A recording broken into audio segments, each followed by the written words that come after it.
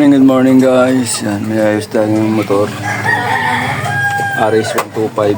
Ang problema nito ay pumapabak. Ayaw na umandar. Tinirik tayo. So ngayon, bubuksan natin itong head. Baka yung valve niya singaw na. Kaya ayaw umandar. Nagbabakfire. Tapos hirap anda rin. Nilinis ko ng carb. Ganun pa rin. Hindi pa rin siya tumutuloy yung andar. So, tumirik tayo. Ngayon, babaklasin natin itong head. Linisin natin. Baka singaw.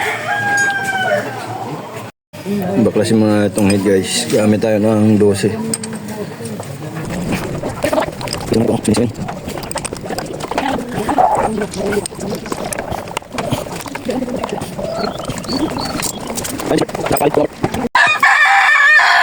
Guys, buksan na natin. Ayun, ito yung problema niya. Ayan, basa. Tsaka singaw. Hindi pala ayaw umandar. Pumuputok.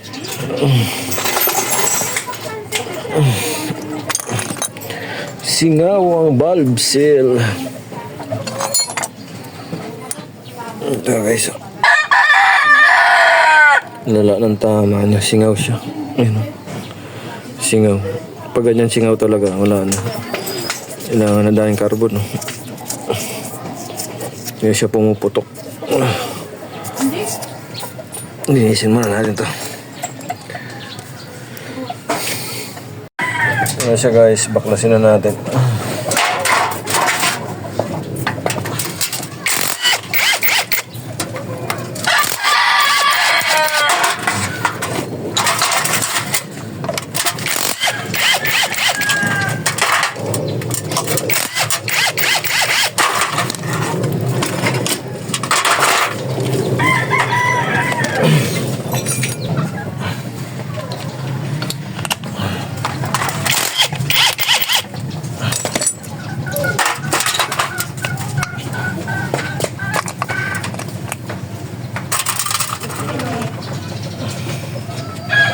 Tanggalin nyo to guys para matanggal nyo to. Palit tayong valve seal.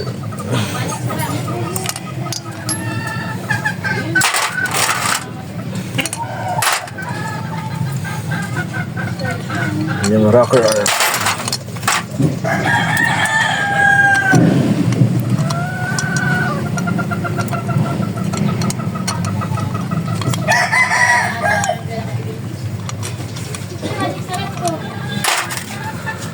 Pag natanggal nyo na yan, ito, tanggalin nyo din.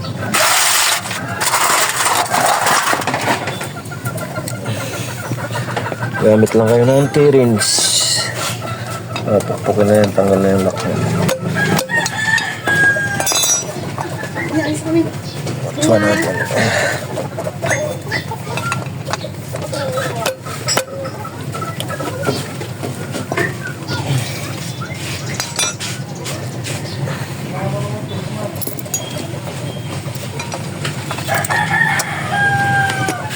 Sundutin lang itong lock.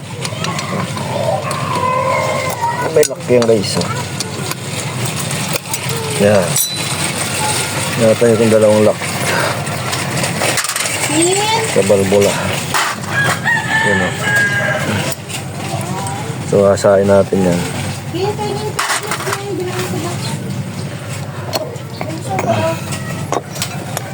Bila, ganun rin.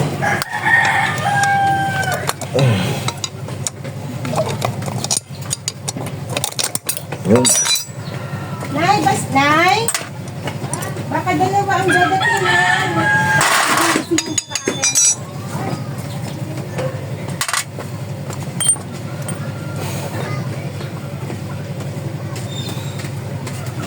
Yan ang singaw. Dito sa singaw guys. Basa eh.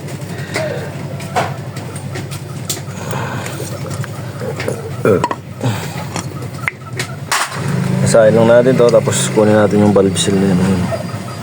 Yun yung may sira. Singaw. Kaya mausok na rin pala to.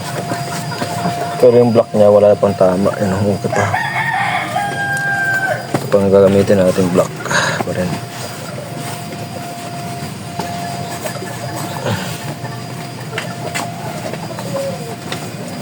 So yung nagiging problema niya, kaya ayaw niya umandar, singaw na. Singaw na siya. Kaya hindi siya umandar. May putok-putok na lang pag umandar, parang hindi makasunog ng gasolina. At tanggalin na ang valve seal.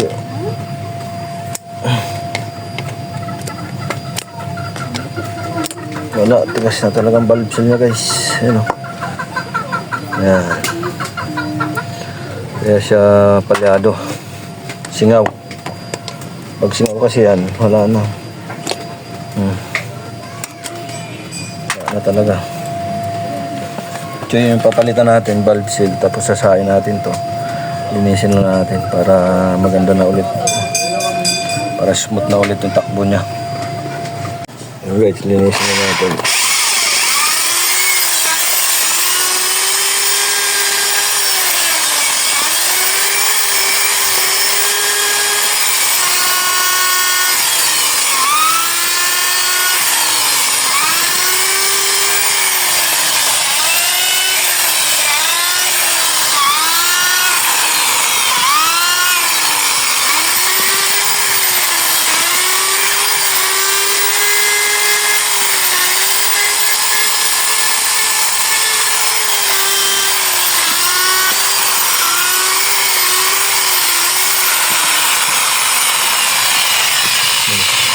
Yung guys, nalinis na natin.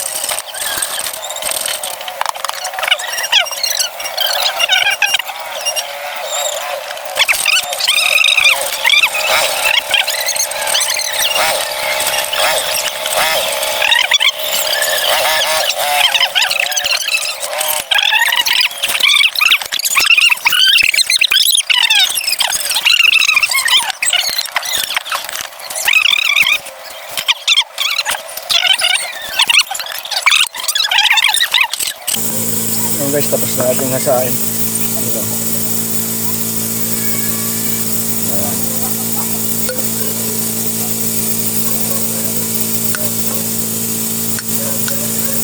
Okay na yan, okay na.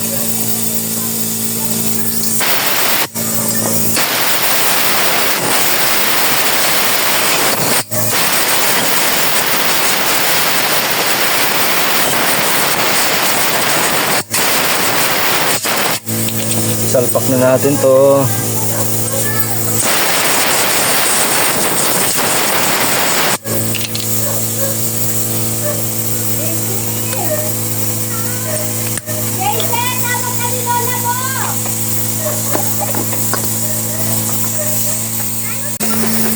Yan guys, babalik na natin.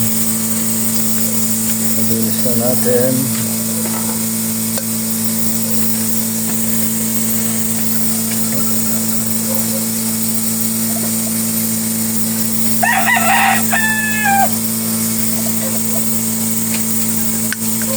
Yeah.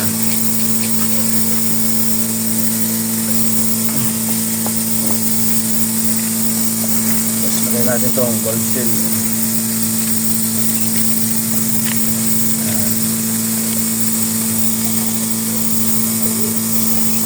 Lagay nito, salpak lang. Tignan nyo lang konti.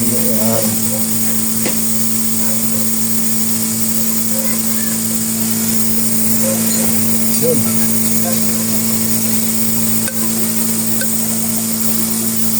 guys. Kapit na natin.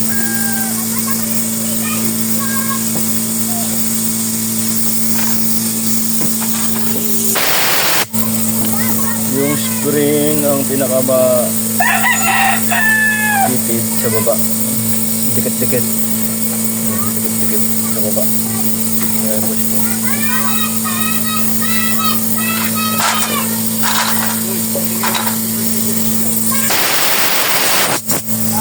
Ito. Tapos yung lock.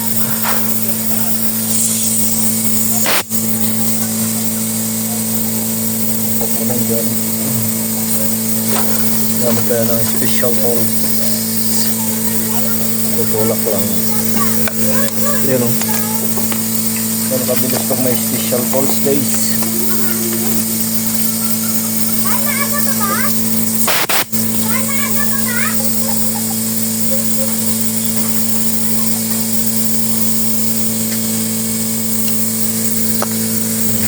Pagkagat.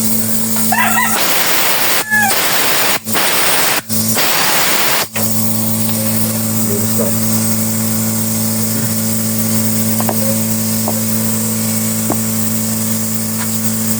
Baliks.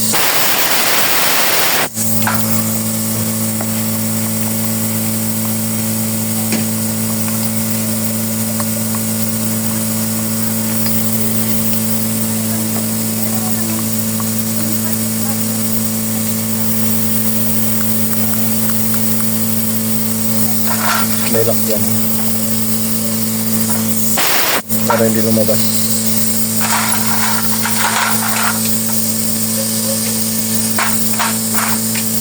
Wala kaya mo.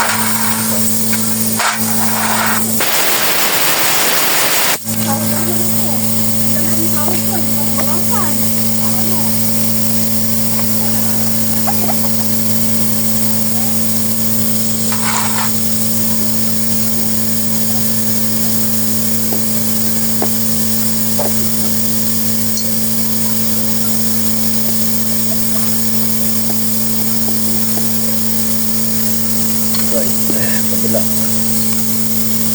Maiksi itong kabila. Kabila mahaba. Nakalak niya.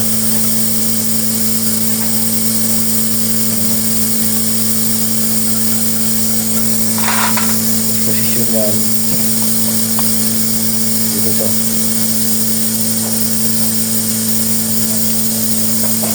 Posisyon mo lang to. Posisyon lock. Diyan. Dapat naka-align yun dyan para hindi malaglag.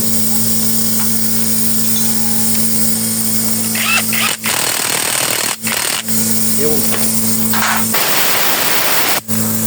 okay na. Kapit na natin ito guys. Okay na. Ayan. Salpak na natin guys.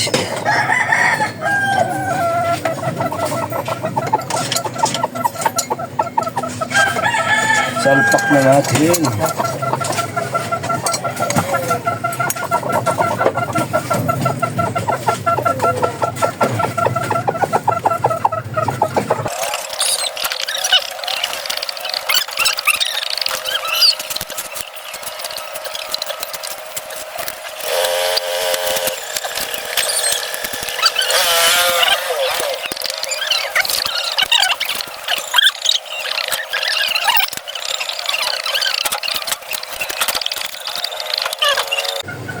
Guys, balik na natin to.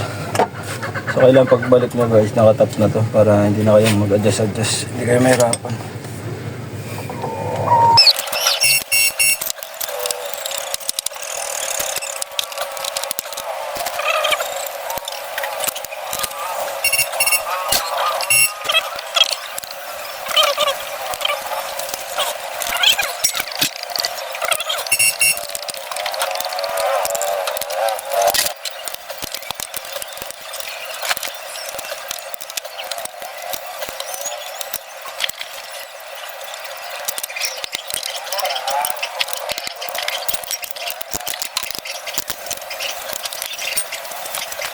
So yung guys, sa paglagay nitong timing gear niya, dapat nakaganyan dyan. Tapat dito sa marker, ito. Tapos ito nakaganyan dyan, nakatapat. Tapos ito, yung sa magneto niya, may kuwet rin yan. So ganyan position niya. Ayan, so kakabit na natin. Ayan, ganyan. Ayan.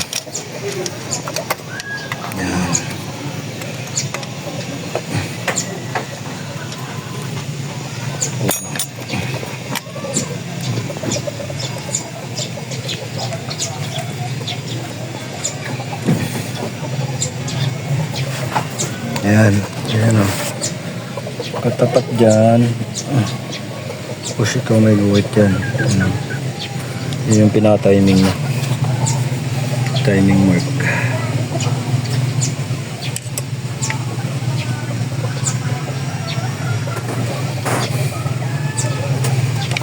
Ayan, ayan.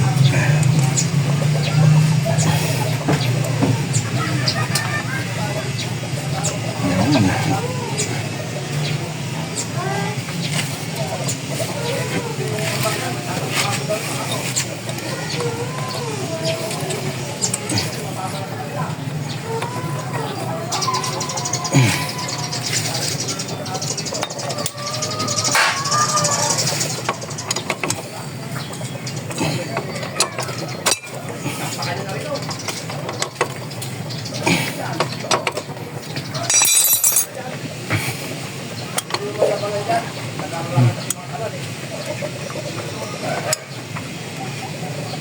Yan, ulitin ko sa inyo. Timing mark.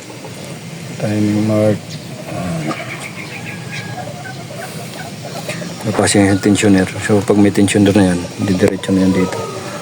Ito yung tensioner niya. Ayan.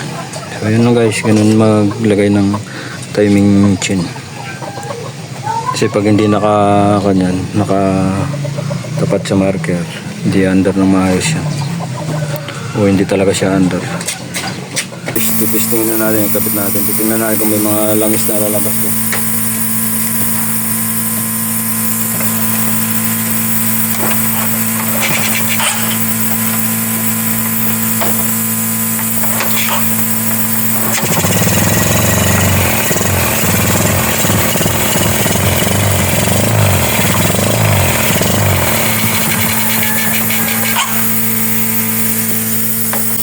Guys, may langis naman lumabas.